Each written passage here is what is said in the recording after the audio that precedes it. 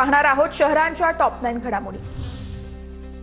मोकाट कुत्रा चावल्याने चिमुकल्याचा दुर्दैवी मृत्यू। छत्रपती संभाजीनगर शहरातील धक्कादायक घटना। शेख अरमान असं 3 वर्षीय मृत मुलाचं नाव। घराबाहेर खेळत असताना कुत्र्याने केला हल्ला।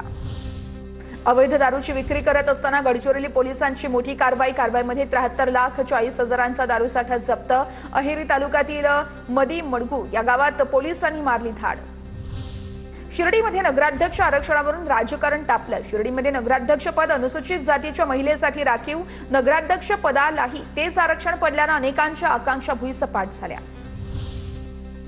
परभणी जिल्ह्यात पावसाचा जोर ओसरल्यानंतर येलदरी धरणाचे सर्व गेट बंद। येलदरी धरणातून पाण्याचा विसर्ग थांबवला। नदीकाठच्या लोकांना मोठा दिलासा।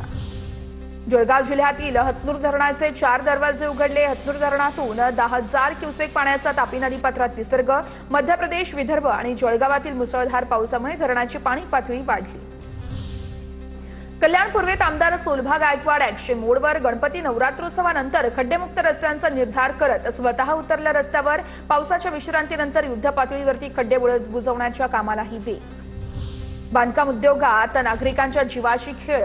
कल्याण पूर्व लोकग्राम परिसरात बनावट सिमेंट फॅक्टरीचा पर्दाफाश। नामांकित कंपन्यांच्या बॅगमध्ये नॉट फॉर रिसेल सिमेंट भरून विक्रीचा गोरखधंदा। जागरूक नागरिकांमुळे समोर आला प्रकार।